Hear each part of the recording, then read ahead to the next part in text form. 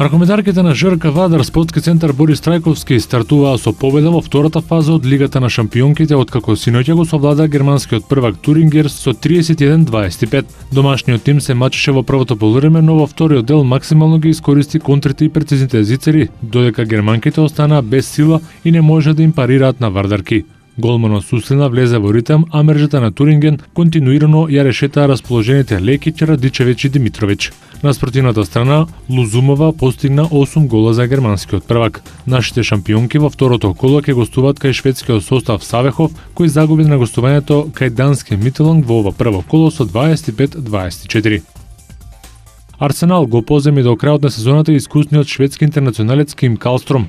Венгер не успеа да го доведе Јулијан Дрекслер од Шалке. 31-годишниот Калстром, кој е фудбалер на Спартак Москва, им се приклучи на топџиите само неколку часа откако менаџерот на Арсенал Арсен Венгер потврди дека Арон Ремзи ќе отсуствува од терените 6 недели поради повреда на бутниот мускул.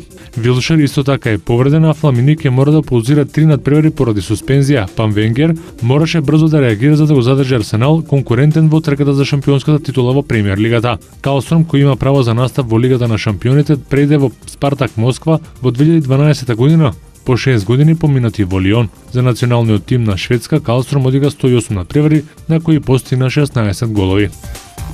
Тимот на Бостон Селтикс славеше над Орландо Меджик со 96-89 во единствениот одигра надпревар синоќа во NBA лигата. Селтикс ја прекинаа серијата од 4 порази поред, а ова е прв триумф за Ражон Рондо по повеќе од една година. Плеймейкерот на Бостон, кој неодамна се опорави од тешката повреда, беше најдобар поединец на мечот со 19 поени, 10 асистенции и 6 скока. Селтикс најголемиот дел од работата го завршија во првиот дел, кој го добија со 54-45. Салинџер со 21 поени, 12 скока и Брендон Бас со 19 поени, 9 скока беа одлична поддршка за Рондо во Бостон. На спротивната страна Арон Афало уфрли 18 коша, Глен Девис постигна 15, а Вучевич 14 поени, 11 скока. За вечера предвидени се 11 средби во NBA лигата.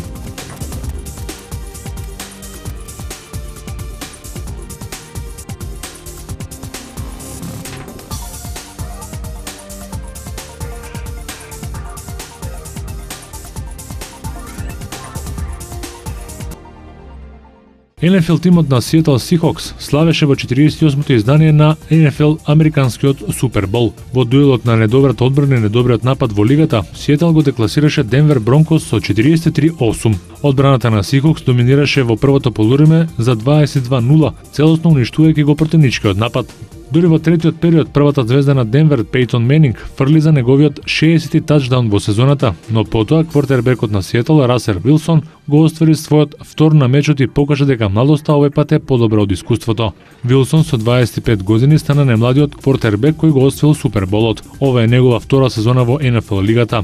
За MVP на мечот беше избран дефазивецот на Сиетл Малком Смит, а Сиетл стигна до својата прва титула во клубската историја. Сиетл стигна и да ги постигне најбрзите поени во историјата на Суперболот, само по 12 секунди игра, со што го сруши рекордот на Чикаго Берс од 2007 година.